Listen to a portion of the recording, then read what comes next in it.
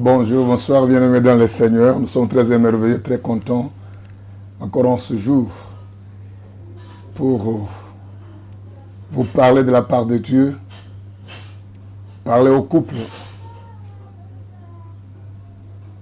parler au cœur de couple mariés, aussi en faveur des couples, et aussi à l'intention du couple.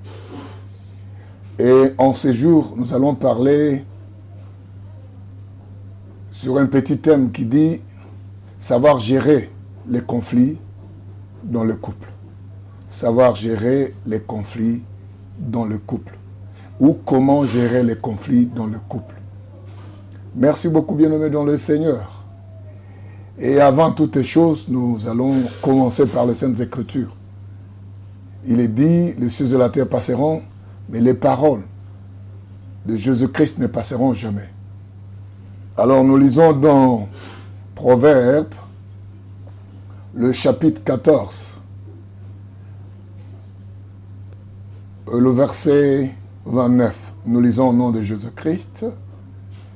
Celui qui est lent à la colère a une grande intelligence, mais celui qui est prompt à s'emporter proclame sa folie.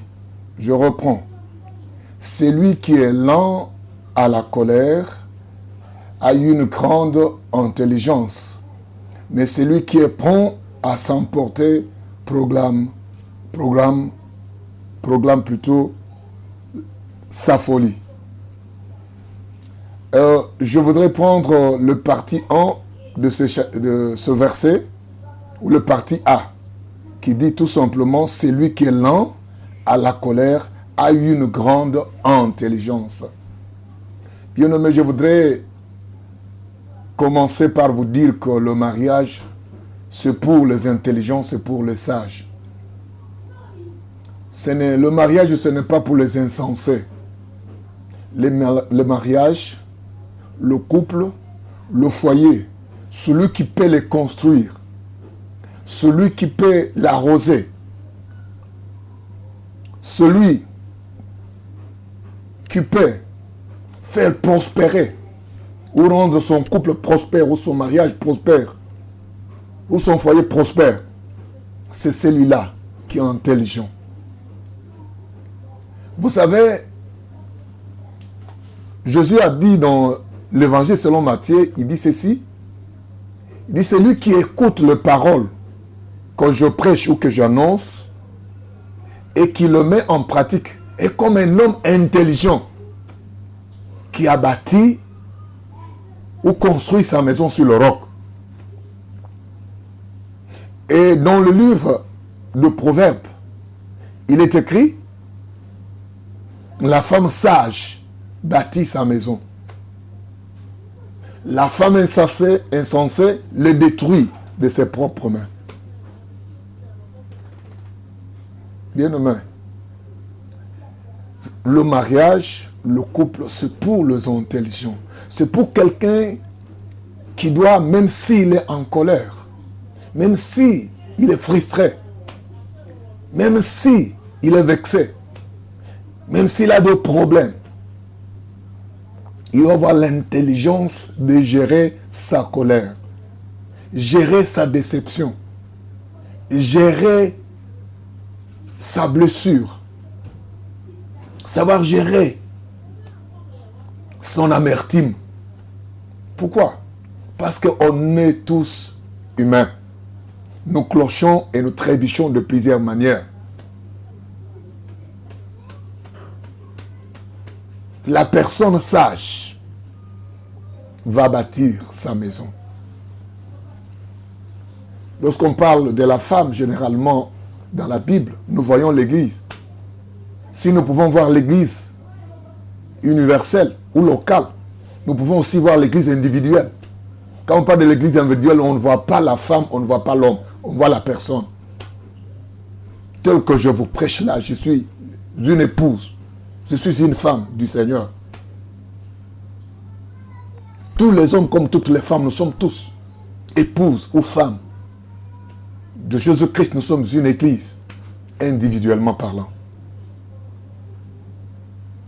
Alors, lorsque la Bible nous recommande d'être sage ou d'être intelligent ou d'avoir une grande intelligence, bien aimé, il faut beaucoup raisonner. Quand vous vous engagez dans un mariage, la première chose à chercher à connaître, quand vous vous engagez dans un couple, la première chose à chercher à connaître, ou à étudier, ou à observer, c'est connaître les points forts et les points faibles de ton conjoint et ta conjointe. Pourquoi? Ce n'est pas pour le rouler, pour la rouler. Mais c'est juste pour savoir comment je peux parvenir à rester le plus longtemps possible à côté de cette personne, cet homme ou cette femme. Comment je peux parvenir à gérer cet homme, à gérer cette femme, à gérer sa colère, à gérer des fois ses faiblesses ou ses défauts.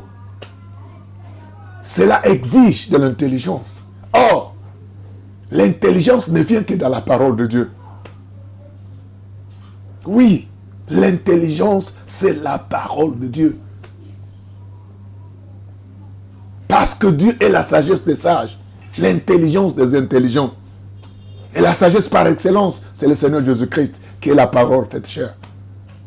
Bien-aimés, si vous aimez la parole de Dieu, elle vous enseignera, elle vous convaincra, elle vous orientera, elle vous aidera à mieux supporter, gérer et aussi résoudre les conflits dans le couple. Oui, dans tout le couple, il y a toujours des difficultés, de problèmes, des tiraillements, des querelles, des conflits. Tu verras que dans d'autres couples ou dans d'autres mariages, ils vont gérer leurs querelles, leurs troubles, leurs conflits, jusqu'à la fin de leur jour. Alors que dans d'autres couples, il y a des gens qui ne vont pas faire 2 ans, 3 ans de mariage, ne vont pas faire 10 ans de mariage, parce que tout simplement, ils ne savent pas gérer. Oui, bien-aimé, il faut demander la sagesse à Dieu. Il faut demander l'intelligence à Dieu. La Bible dit, celui qui est lent à la colère a une grande intelligence. Souvent, c'est la colère qui nous donne des décisions brisques, qui nous pousse à prendre des initiatives non contrôlées, à faire des choses qui vont nous coûter plus tard très cher. Emprunter devant deux chemins qui vont nous mener à la perdition, à la confusion, à la honte, sous la pression de la colère, sous la pression de la déception, sous la pression de problèmes, de troubles, sous la pression de conflits. Tu vois que la femme va se décider à briser le mariage. Tu vois que la femme va se décider à aller chercher un autre monsieur. Ou l'homme va se décider à aller ailleurs. Ce n'est qu'après qu'il va réaliser que j'ai commis une erreur. Ce n'est qu'après qu'il va réaliser que, en tout cas, j'ai commis une grosse erreur. Alléluia. Bien-aimé, demandez à Dieu de te donner la grande intelligence. Demandez à Dieu de te donner la grande sagesse pour savoir gérer ton couple, ton mariage. Oui, résoudre les conflits dans le mariage, c'est une question que nous devons recourir auprès de celui qui a fondé le mariage, qui a créé le mariage, qui a institué le mariage, à savoir Dieu, à savoir le Dieu très haut, le fondateur de l'Église. Celui qui peut nous donner l'expérience, les capacités, les compétences, les atouts pour gérer son homme, pour gérer sa femme. Si ce n'est pas cela, bien-aimé, les communs mortels parviennent toujours à crier quelque part. Ils parviennent toujours à se fatiguer, à se lasser, à remettre en cause ses choix, à remettre en cause ce qu'il avait aimé, ce qu'il avait préféré désirer. Ça lui poussera à claquer un jour ou un autre. C'est pourquoi je vous supplie et je vous demande, bien-aimés, recourez auprès du créateur, du fondateur, de l'instituteur du mariage. C'est Dieu, le véritable, le vrai, qui a dit, faisons l'homme à notre image. Et qui a dit après, il n'est pas bon que l'homme soit seul. Je lui ferai une aide semblable à lui. Et quand l'homme a vu, il a dit, voici cette fois-ci, celui qui est l'os de mes os, la chair de ma chair. Voyez-vous? Alors, pour comprendre ces mystères, il faut recourir auprès de celui-là. Il faut recourir auprès de celui-là. C'est lui qui va vous donner l'intelligence, la sagesse, les atouts, les capacités de supporter, les capacités d'être patient. Même si la colère est là, mais être patient, être patiente. Même si la déception est là. Parce que tu ne sais pas ce qui a poussé ton homme à faire ce qu'il a fait. Ou ta femme à faire ce qu'elle a fait. La colère, bien-aimée, est une mauvaise conseillère. Et quand elle vient avec des décisions brisques, irréfléchies, qui vont peut-être nous coûter cher tôt ou tard. Attention, mes bien-aimés. Il faut recourir auprès du fondateur, auprès du créateur du mariage, auprès de celui qui est l'initiateur du couple, l'initiateur de l'homme et de la femme, l'initiateur du mariage, le parrain par excellence, le père par excellence, le fondateur par excellence. C'est lui, la parole faite chair. Recourons auprès de lui, bien-aimé. Faire 10 ans, 15 ans, 30 ans, 35 ans, 40 ans, 50 ans de mariage, ce n'est pas quelque chose de facile. J'ai vu un couple qui a fait 70 ans de mariage. J'ai dit, waouh, tu es merveilleux. 70 ans de mariage. 70 ans de vie ensemble. 70 ans de conflits. Et aussi 70 ans de palabres. 70 ans aussi de négociations. 70 ans aussi de résolutions. 70 ans de tiraillement. Et aussi 70 ans de paix, d'amour. 70 ans aussi de confiance. 70 ans d'une bonne marche ensemble. Cela nécessite que l'intervention de celui qui a fondé ou créé le mariage. Recourez auprès de lui à tout moment. Je voudrais qu'on ajoute un seul verset, bien nommé, avant que nous puissions continuer. Là, c'est dans, toujours, je ne sais pas pourquoi Dieu a fait que nous puissions parler toujours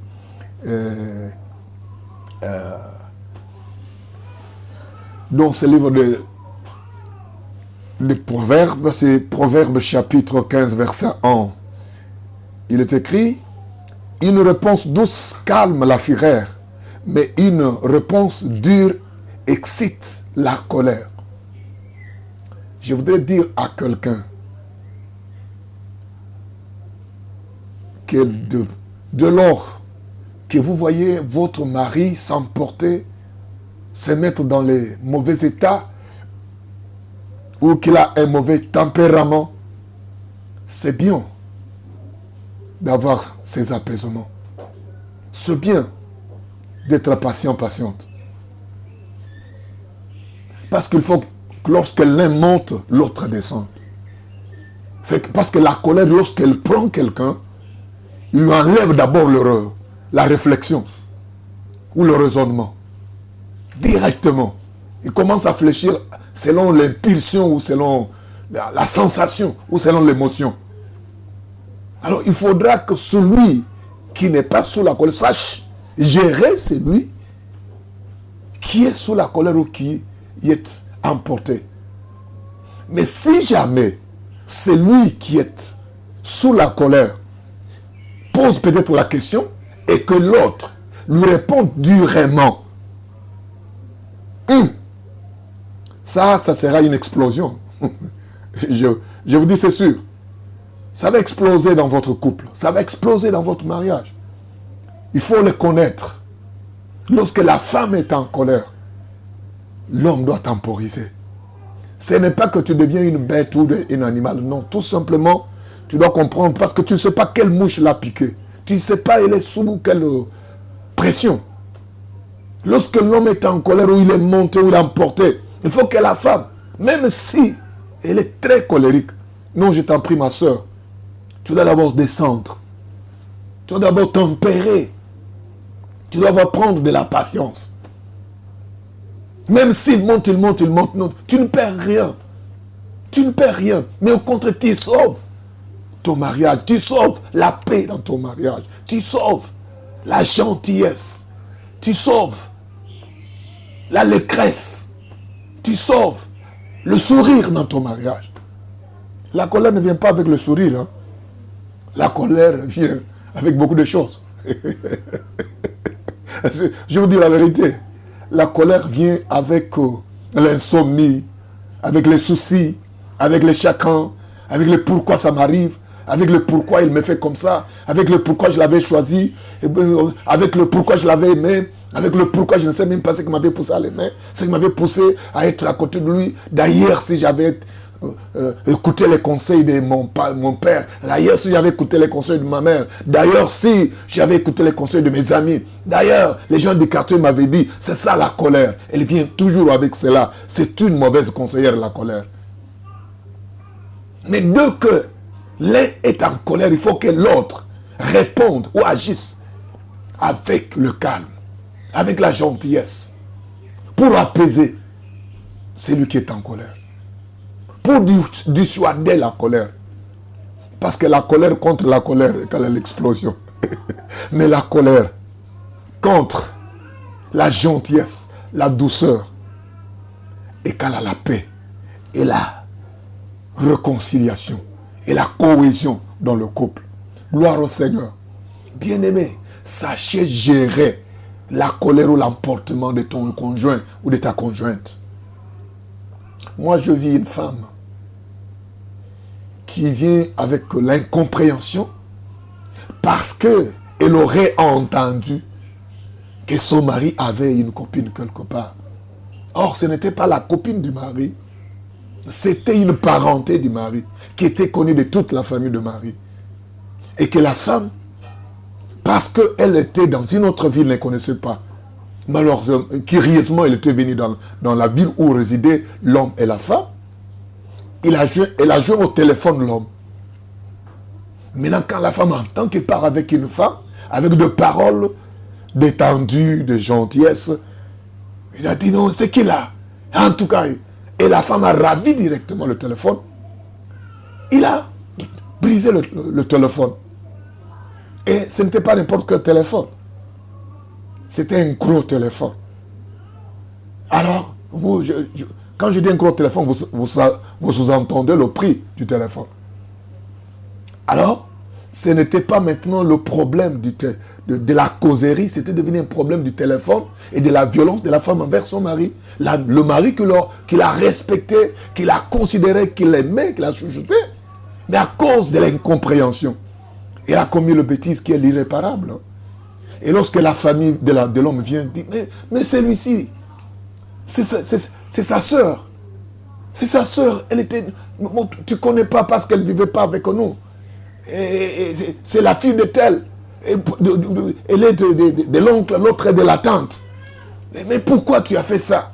Toi, ta jalousie est une mauvaise jalousie. Vous comprenez? La colère est une mauvaise conseillère, bien-aimée. Veillez à avoir des réponses d'apaisement, de réponses de paix, de gentillesse. Oui, bien-aimé papa, bien-aimé maman. C'est vice-versa. Il y a aussi des hommes qui sont très incompréhensifs. Très incompréhensifs.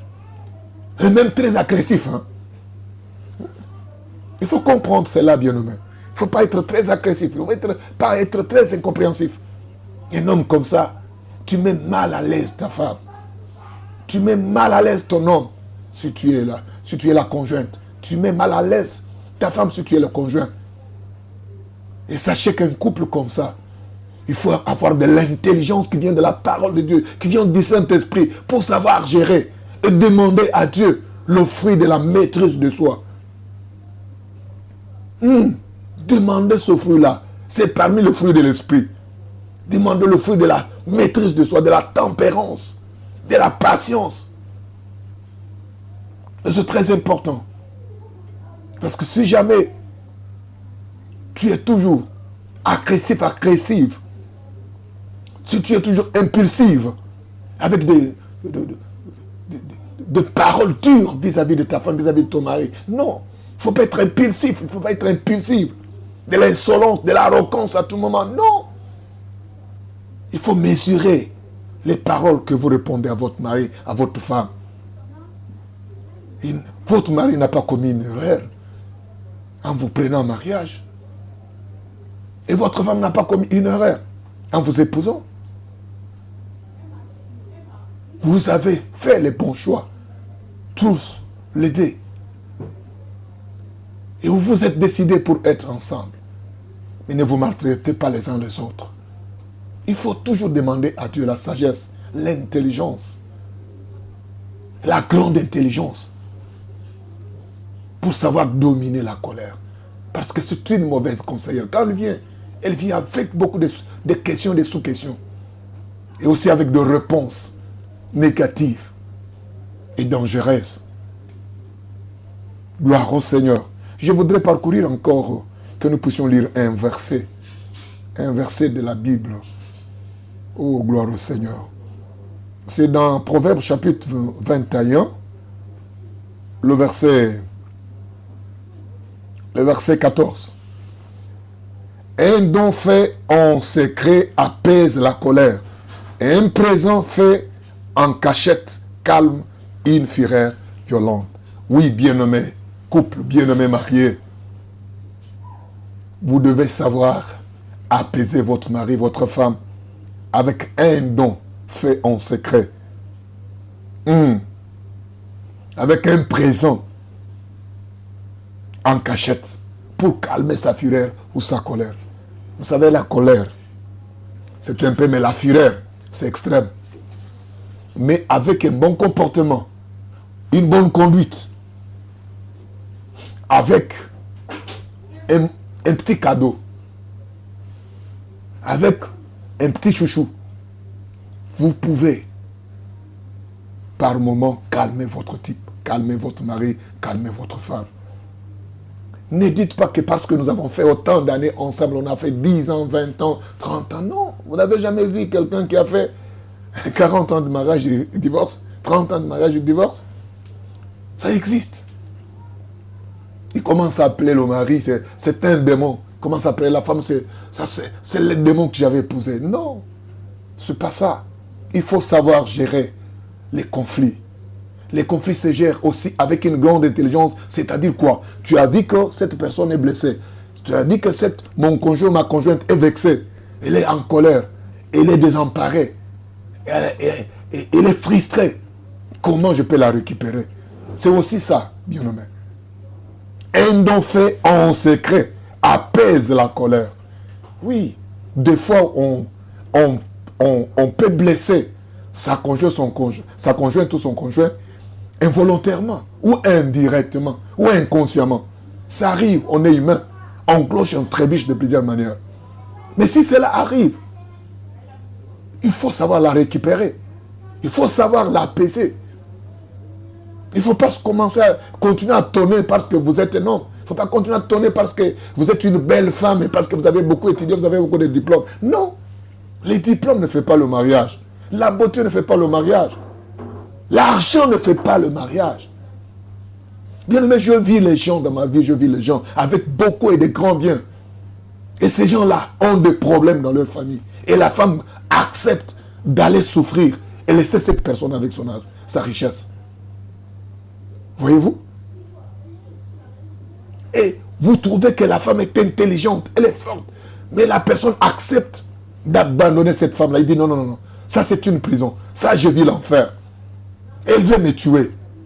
Et l'homme va aller chercher ailleurs.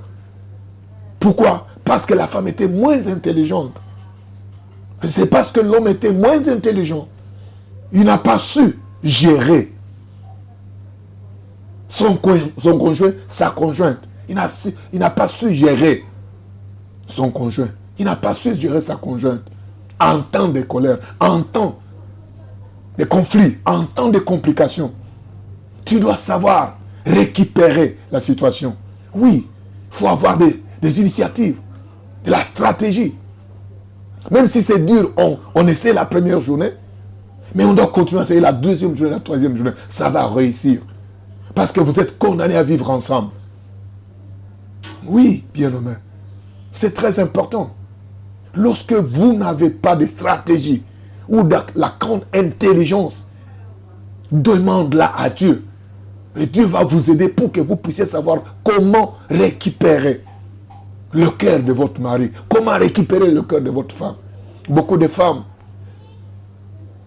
insolentes, arrogantes ou orgueilleuses se sont vantées de leur beauté, de leur grand savoir ou de leur argent.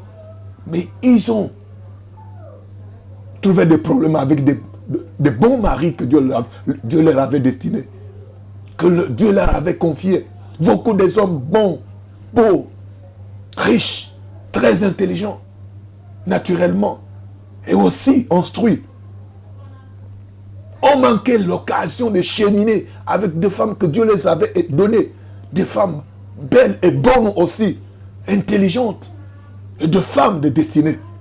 Pourquoi? Parce que tout simplement, ils n'ont pas su gérer cette personne à côté de lui. Ta femme là a besoin que tu la gères. Ton homme là a besoin que tu la gères, bien-aimé. N'attends pas que quelqu'un d'autre gère ta femme. N'attends pas que quelqu'un d'autre gère ton homme. Tu dois savoir gérer ton homme à partir de la chambre, au salon, jusqu'à dehors, même quand il est au travail. Chercher à conquérir, reconquérir encore son cœur. Chercher à gérer, le mettre, la mettre à l'aise. Les chouchouter, la chouchouter. La jeter de fleurs, lui jeter de fleurs. Pourquoi? Pour gérer l'amour, gérer le foyer. Vous savez, lorsque je suivis dans un documentaire, on a dit que les couples de comédiens durent beaucoup par rapport à d'autres couples. Les comédiens, généralement, les couples durent beaucoup. C'est un documentaire que j'avais. J'ai lu dans un livre. J'ai lu dans un livre pour le meilleur et pour la vie. Je lis dans ce livre-là que le couple, la plupart des couples qui durent dans le mariage, ce sont des couples dont le mari est comédien ou dont la femme est comédienne. Pourquoi? Parce que c'est une personne qui sait mettre à l'aise son homme, mettre à l'aise sa femme, chercher le sourire, faire des plaisanteries, attirer. Il faut savoir mettre de l'huile, mettre du sel, mettre de feuilles de laurier et préparer bien la cuisine du couple ou la cuisine du mariage. Et c'est très important. Pour terminer, je voudrais que nous puissions lire notre dernier verset. C'est presque le tout dernier. Et on dit ceci. C'est dans Psaume et le Proverbe encore. Hein? C'est Proverbe encore. Proverbe encore, le chapitre 25, le verset 15. Par la lenteur à la colère, on fléchit un prince. Et une langue douce peut briser les os. Par la lenteur à la colère, on fléchit un prince. Et une langue douce peut briser les os. Voyez-vous? Par la lenteur. Par la lenteur à la colère. C'est-à-dire être lent à la colère. Ne pas être prompt à s'emporter, mais être lent. Mettre du temps. Plus tu mets du temps, plus la chose là, la colère s'envole. Plus tu prends de la patience, plus la chaleur que tu avais là, ça se dissipe. Plus tu mets du temps pour réagir, plus ce tempérament là descend. C'est comme ça. Il ne faut pas toujours être chaud, avoir un sang chaud.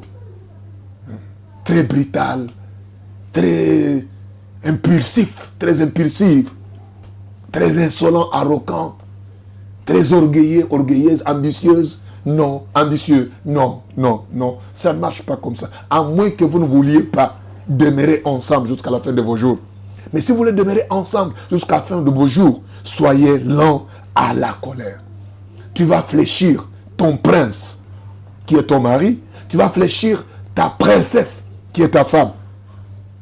Et avec cette langue douce-là, bien aimé, il faut tourner cette fois sa langue. Quand on répond à son mari, il faut tourner cette fois sa langue.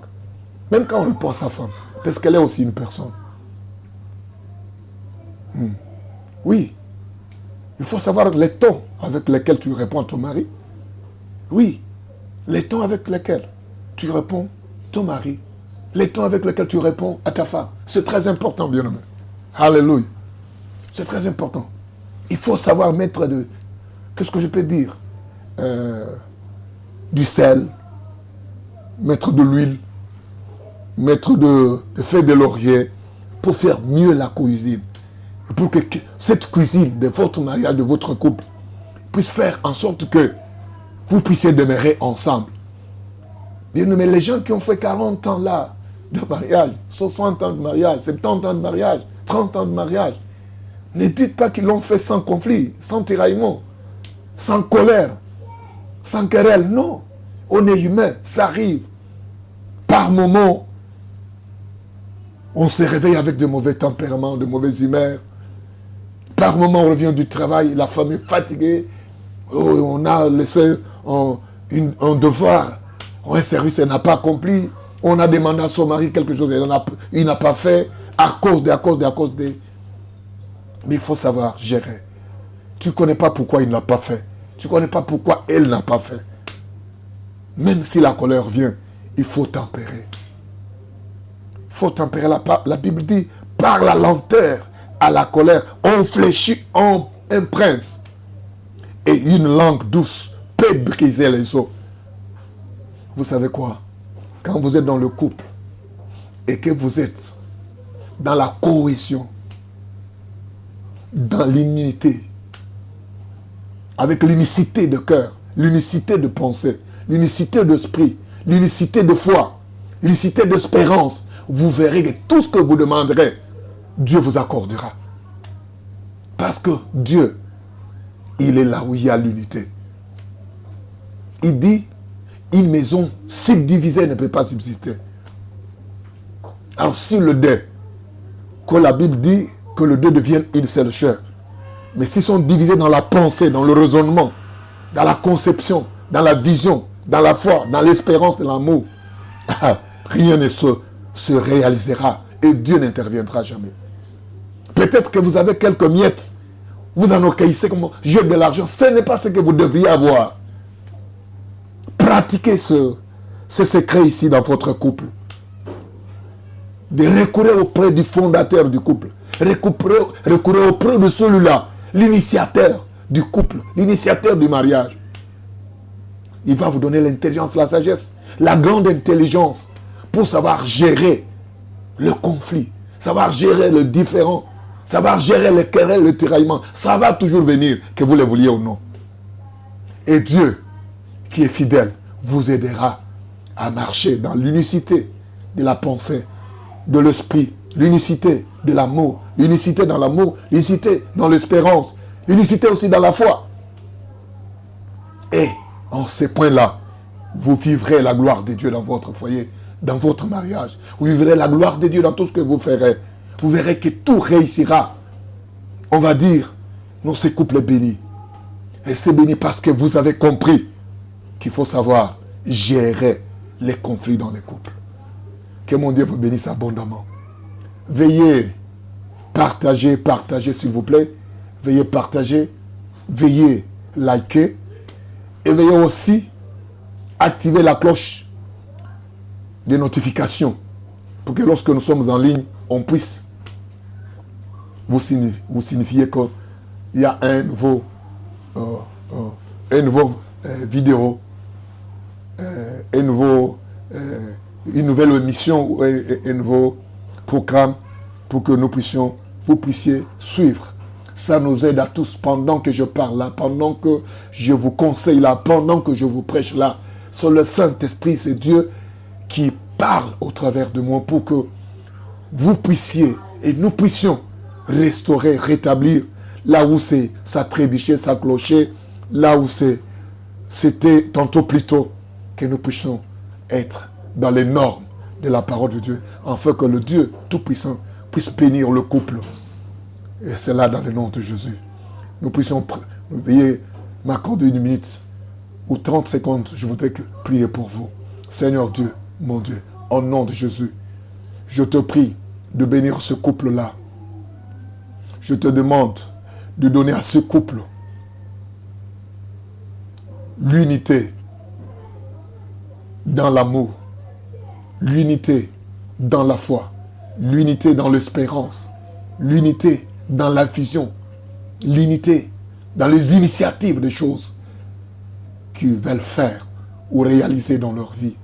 Au nom de Jésus, je m'avais brisé les divisions, les dissensions dans le couple. Je m'avais brisé la haine, la rancune dans le cœur de tous les couples au nom de Jésus. Puisses-tu, éternel notre Dieu, puisses-tu, éternel mon Dieu, les bénir abondamment et gracieusement dans le nom tout-puissant de Jésus-Christ. Je demande avec foi et nous disons Amen. Que Dieu vous bénisse abondamment au nom de Jésus.